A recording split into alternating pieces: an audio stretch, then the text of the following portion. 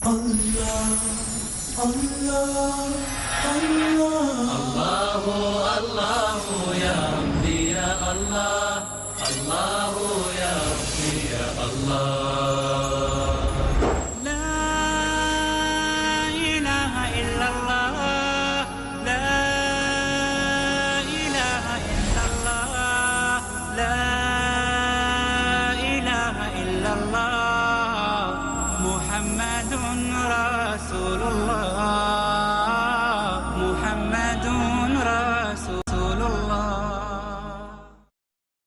الحمد لله نحمده ونستعينه ونستغفره ونعوذ بالله من شرور أنفسنا وسيئات أعمالنا من يهده الله فلا مضل له ومن يضلل فلا هادي له وأشهد أن لا إله إلا الله وحده لا شريك له وأشهد أن محمدا عبده ورسوله أما بعد فقد قال الله سبحانه وتعالى في محكم تنزيله أعوذ بالله من الشيطان الرجيم إن إبراهيم كان أمة قانتا لله حنيفا ولم يكن من المشركين وقال سبحانه وتعالى في موضع آخر والذين هم بربهم لا يشركون. دینی بھائیو، عزیزوں اور دوستو، کتاب التوحید کا تیسرا باب جس کا عنوان ہے باب من حقق التوحید دخل الجنت بغیر حساب، آج ہمارے درس کا موضوع ہے جس نے توحید کو پختہ کیا، جس کی توحید پختہ ہوئی وہ جنت میں بلا حساب داخل ہوگا. بلا حساب کا تو بلا عذاب، یعنی پل بھر کے لیے وہ جہنم میں نہیں جائے گا، مگر اس کے لیے شرط یہ ہے کہ وہ اپنی توحید کو پختہ کرے. پختگی کا کیا مطلب؟ پختگی کا مطلب یہ ہے کہ توحید کو سمجھے، توحید کی حقیقت پر مطلع ہو اور علماً و عملاً توحید کے تقاضوں کو پورا کرے. دوسرے لفظوں میں یہ کہیے کہ اپنی توحید کو شرک، بدعت اور معصیت کی آمیزشوں سے پاک رکھے. تو جس کی زندگی میں توحید ہی توحید ہو، شرک کی کوئی قسم نہ ہو، بدعت سے پاک ہو، حرام تو حرام مکروہات سے بھی بچے، تو الحمدللہ وہ جنت میں بلا حساب و کتاب کے داخل ہوگا، بلا عذاب داخل ہوگا. زبردست فضیلت ہے توحید کی. اللہ تعالی ہم سب کو توحید محقق کرنے کی، پختہ کرنے کی توفیق عطا فرمائے. الامام المصنف المجدد شیخ الاسلام محمد بن عبد الوہاب بن سلیمان التمیمی رحمۃ اللہ علیہ نے دو آیتیں ذکر کی. باب سے ریلیٹڈ پہلی آیت سورہ نحل کی آیت نمبر 120 ہے اور دوسری آیت سورہ مومنین کی 59ویں آیت ہے 59. اللہ سبحانہ و تعالیٰ فرماتا ہے ان ابراہیم کان امۃ قانتا للہ حنیفا ولم یکن من المشرکین. حضرت ابراہیم علیہ الصلاۃ والسلام کی اللہ تعالیٰ نے نہایت اہم خصوصیات اس آیت میں ذکر کی، اہم صفات ذکر کی ہے جو اعلیٰ درجے کی تحقیق توحید ہے. ان صفات کا حامل انسان گویا توحید کو انتہائی درجے پر محقق اور پختہ کرنے والا انسان ہے. یہ حضرت ابراہیم علیہ السلام کی خوبیاں اللہ نے بیان کر کے، ان کی صفتوں کو بیان کر کے ہمیں یہ تعلیم دی ہے کہ توحید کے معاملے میں ہم حضرت ابراہیم کی پیروی کریں اور جن صفات سے وہ متصف تھے وہ صفات اپنے اندر پیدا کریں، جن کے نتیجے میں حضرت ابراہیم علیہ السلام کو اللہ تعالیٰ نے دنیای انسانیت کا امام بنایا اور ان کے بعد نبوت کو اللہ رب العالمین نے انہی کے خاندان میں، انہی کی اولاد میں ہمیشہ کے لیے رکھا. یہاں تک کہ آخری نبی محمد صلی اللہ علیہ وسلم بھی تشریف لائے تو وہ حضرت ابراہیم کے بڑے بیٹے حضرت اسماعیل ذبیح اللہ علیہ وعلیٰ نبینا افضل الصلاۃ والسلام کی اولاد میں سے تھی. تو یہ مقام جو حضرت ابراہیم خلیل اللہ علیہ الصلاۃ والسلام کو ملا، یہ توحید کو پختہ کرنے کے سبب. اب وہ آیت دیکھیے اور حضرت ابراہیم کی صفات دیکھیے کہ کس قدر وہ توحید کو پختہ کرنے والے تھے اور کس قدر کامل سپردگی کرنے والے تھے اللہ رب العالمین کے لیے. کہا ان ابراہیم کان امۃ، پہلی صفت یہ تھی کہ حضرت ابراہیم امت تھے. امت کا معنی اسوہ تھے، نمونہ تھے انسانیت کے لیے، قدوہ تھے، آئیڈیل تھے، امام تھے اور خیر کے معلم تھے، امام الموحدین تھے. توحید کی خاطر انہوں نے نار نمرود کو گلے لگایا، اللہ کی توحید کی خاطر انہوں نے گھر بار لٹایا، سہران وردی کی. امام تھے، معلم تھے خیر کے. اور دین میں امامت اور دین میں عہدہ عزت کا، امامت فی الدین جس کو کہتے ہیں، وہ صبر اور یقین کی بدولت حاصل ہوتی ہے. وَجَعَلْنَا مِنْهُمْ أَئِمَّةً يَهْدُونَ بِأَمْرِنَا لَمَّا صَبَرُوا وَكَانُوا بِآيَاتِنَا يُوقِنُونَ. سورہ سجدہ آیت نمبر 24 میں اللہ فرماتا ہے کہ جن کو ہم نے دین کی امامت نصیب فرمائی وہ صبر اور یقین کی دولت سے مالا مال تھے. اللہ سبحانہ تعالیٰ کی بندگی میں ہونے والی تکلیف پر صبر کرنے والے تھے، گناہوں کے چھوڑنے پر جو تکلیف ہوتی ہے اس پر صبر کرنے والے تھے، اور جو تقدیر کے فیصلے ہوتے ہیں جو بظاہر آدمی کو فٹ نہیں ہوتے، جان اور مال پر جو فتنے آتے ہیں، آزمائش آتی ہے، اس میں صبر و شکیب کا دامن پکڑنے والے تھے، اور اللہ واحد کے اوپر یقین رکھنے والے، اس کے وعدے پر، اس کے وعید پر یقین رکھنے والے، اللہ کے اوامر کو بجا لانے والے، اللہ کی منہیات سے اجتناب کرنے والے جو لوگ ہوتے ہیں، یقین کرنے والے، صبر کرنے والے، ایسے لوگوں کو اللہ تعالیٰ دین میں امامت نصیب فرماتا ہے۔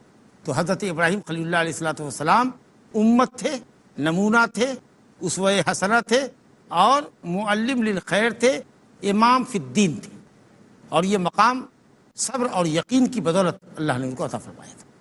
قانتا للہ، اللہ سبحانہ و تعالیٰ کی ہمیشہ بندگی کرنے والے، قانت کہتے دوام الطاعہ کو، جو ہمیشہ بندگی پر لگا رہتا، وقتی بندگی نہیں، رمضان میں خوب عبادت کیا، فضیلت کے ایام میں خوب عبادت کیا، بقیہ ایام میں عبادت نہیں کیا، ہمیشہ اللہ رب العالمین کی بندگی پر ڈٹے رہنے والے تھے۔ قانتا للہ، دوام الطاعات، اور اسی طریقے سے لمبا قیام، لمبا رکوع، لمبا سجدہ کرنے والے کو بھی قانت کہا ہے۔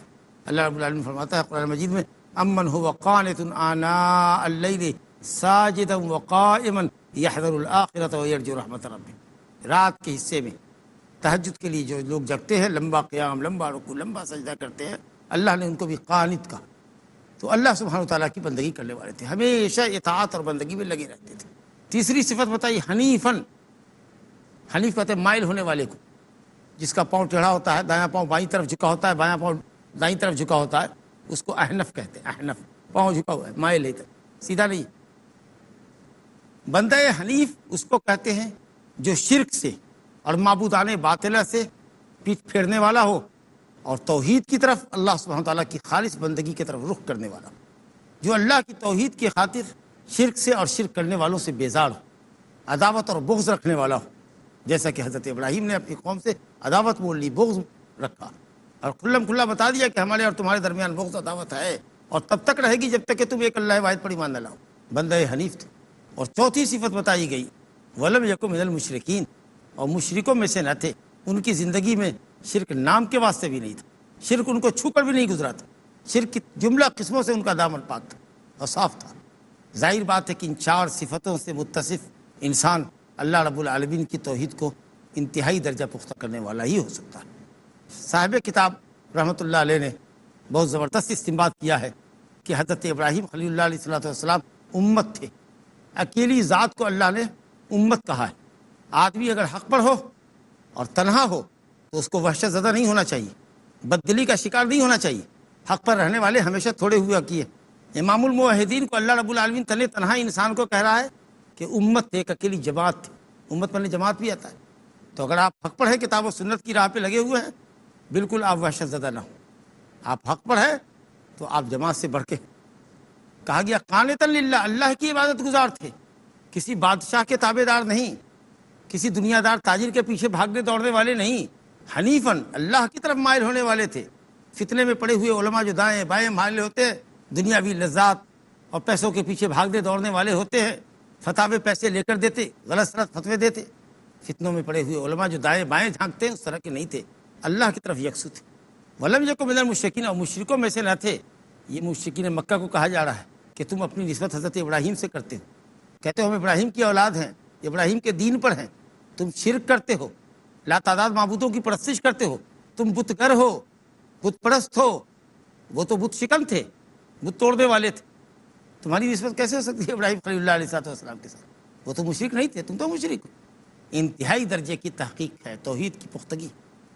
اللہ سبحانہ وتعالیٰ ان صفتوں سے ہمیں اور آپ کو، پوری دنیا اسلام کو، اور پوری انسانوں کو اللہ متصف کرتے ہیں۔ دوسری آیت جو تحقیق توحید کے تعلق سے صاحب کتاب نے ذکر کی ہے، سورہ مومنون کی آیت نمبر 59 نمبر کی جو آیت ہے، اس میں اللہ رب العالمین نے جنت میں سبقت کرنے والے، پہل جنت میں داخل ہونے والے لوگوں کی صفتیں بیان کی ہیں کہ وہ لوگ جو جنت میں سبقت کریں گے، وہ قافلہ جو جنت میں پہلے جائے گا، انبیاء کے بعد جو پہلے جنت میں جانے والا قافلہ ہوگا، ان کی صفات اللہ نے بیان کی۔ اس میں سب سے زبردست صفت یہ بیان کی، والذین هم بربهم لا یشرکون، وہ لوگ جو اپنے رب کی بندگی میں کسی کو شریک نہیں کرتے، جو یہ سمجھتے ہیں کہ بندگی صرف اللہ کا حق، اللہ کے علاوہ کسی کے لیے بندگی جائز ہی نہیں ہے، جیسا کہ اللہ رب العالمین سورہ حج آیت نمبر 62 میں فرماتا ہے، ذالک بان اللہ هو الحق وان ما يدعون من دونه هو الباطل وان اللہ هو العلی الکبیر۔ اللہ کے علاوہ جس کو بھی لوگ پکارتے ہیں وہ باطل ہے، جس کو بھی پکارتے ہیں وہ باطل ہے، الہ حق،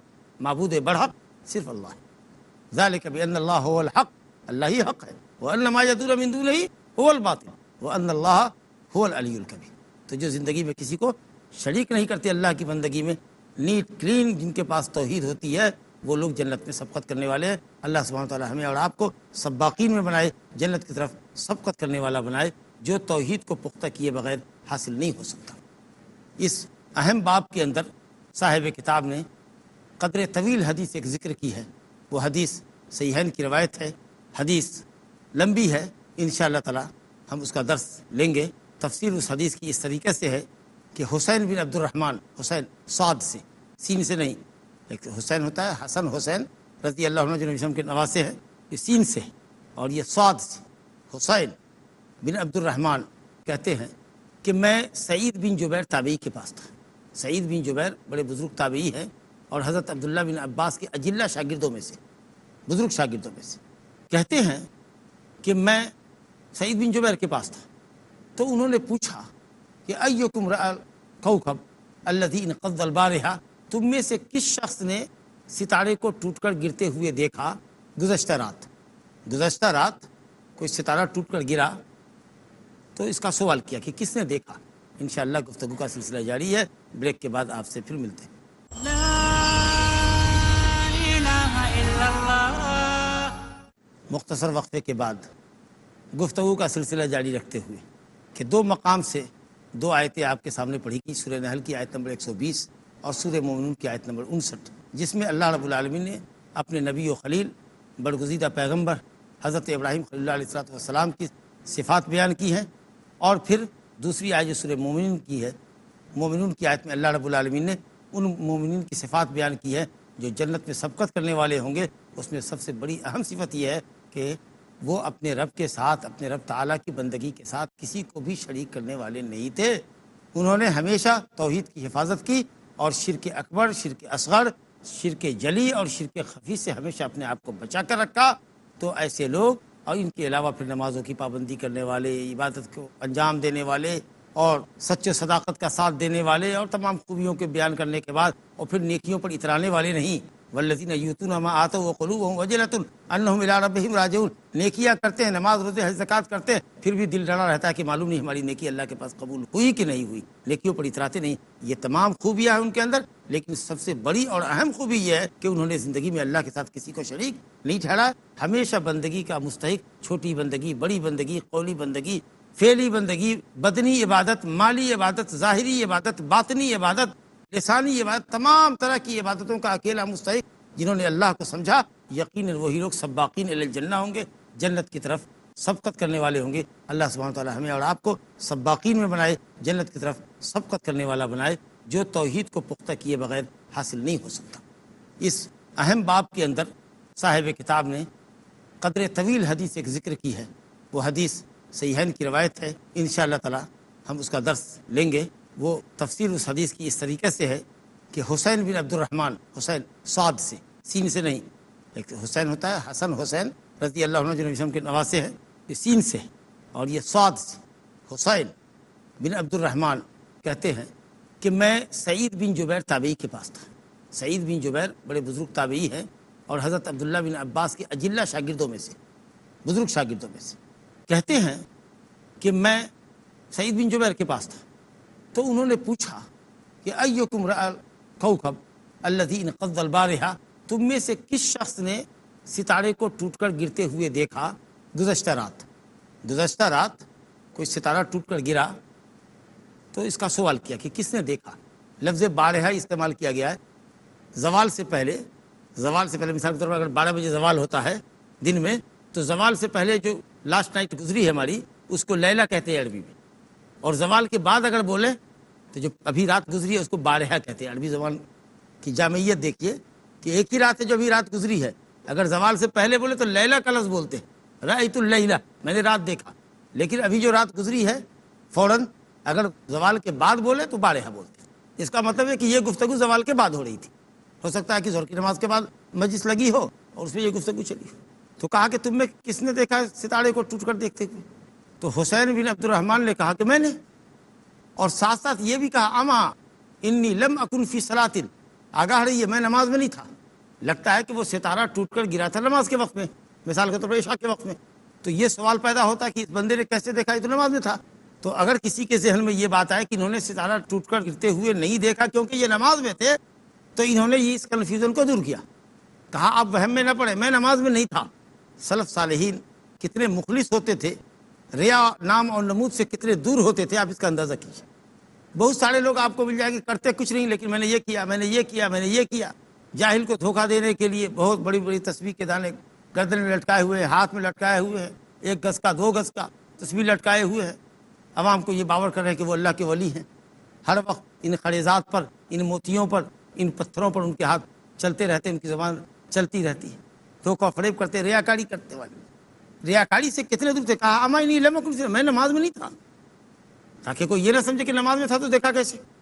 اور پھر یہ سوال اگر ہوتا کہ آخر نماز میں کیوں نہیں تھے، تو اس کا جواب بھی دے دیا، کہا ولاکنی لدغت، بغیر پوچھے ہوئے جواب دے رہے، ولاکنی لدغت، میں ڈسا گیا تھا، یعنی سانپ بچھو میں سے یا کسی اس طرح کی کسی چیز نے مجھ کو ڈس لیا تھا، بچھو نے مجھ کو ڈنک مار لیا تھا، تو میں درد سے پریشان تھا، اسے نماز میں نہیں جا سکا، تو میں نے ستارے کو ٹوٹ کر گرتے ہوئے دیکھا۔ خیر بات آئی گئی ہوئی، پوچھا اچھا تو تم کو جب سانپ نے یا بچھو نے ڈسا تو تم نے کیا کیا؟ سعید بن جبیر اپنے شاگرد سے حسین بن عبد الرحمن سے پوچھ رہے ہیں، تو تم نے کیا کیا؟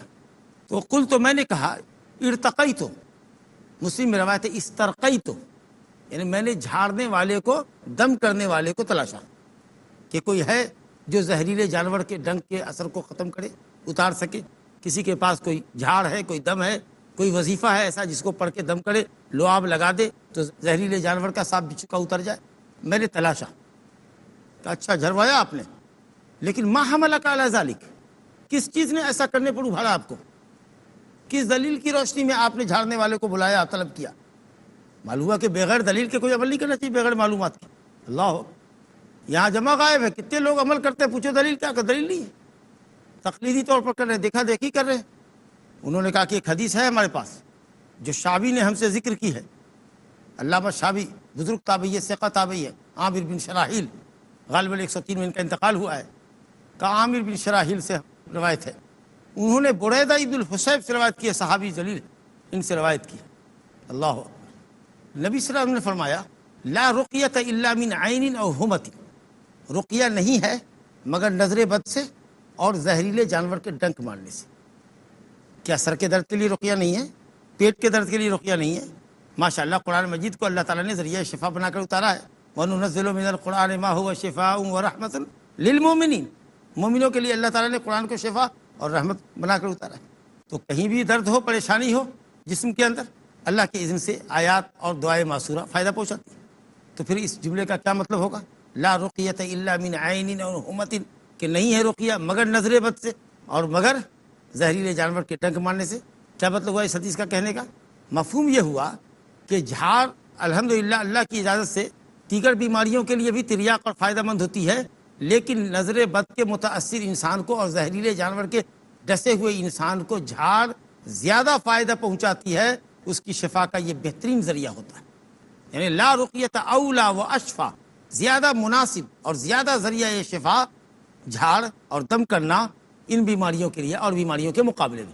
اور بیماریاں بھی اللہ کے اذن سے اچھی ہوتی ہے، لیکن سمجھو کہ ایک دم نشانے پر لگتا ہے، ایسے جیسے تیر نشانے پر لگتا ہو، اس طریقے سے الحمدللہ اس طرح سے ایک مثال دے رہے ہیں کہ شفا کا ذریعہ بنتا ہے۔ کب؟ جبکہ دیکھنے والے کی کسی کو نظر لگ جائے، حسد کی نظر کسی نے ڈالا اور آدمی متاثر ہو گیا، نظر بد لگ گیا، فوراً ہی جب آپ آیت پڑھیں گے، معوذات پڑھیں گے، دعائے معصورہ پڑھیں گے، بچہ رو رہا ہے، چیخ رہا ہے، چلا رہا ہے، کسی کی نظر لگی، جیسے آپ نے دم کیا، ماشاءاللہ 1-2 منٹ کے اندر میں وہ مطمئن ہو جاتا ہے۔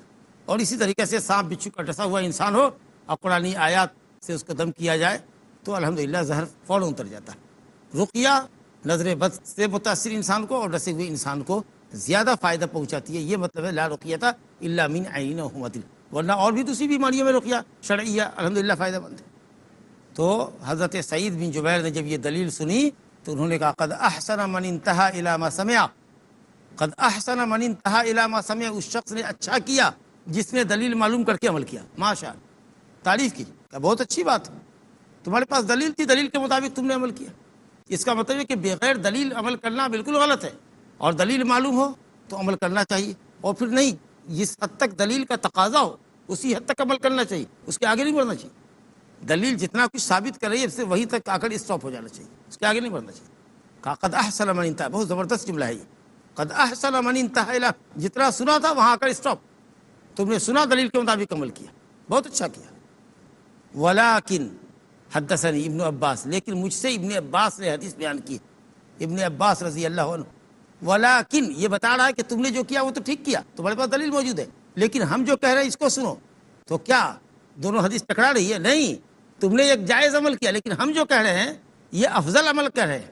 جو ہم آپ کہنے جا رہے ہیں وہ تمہارے عمل کے مقابلے میں افضل ہے. اور یہی ہے تحقیق توحید، توحید کو پختہ کرنا، کہ تم نے جو کیا دلیل کے مطابق کیا، ٹھیک کیا، کوئی برا نہیں کیا.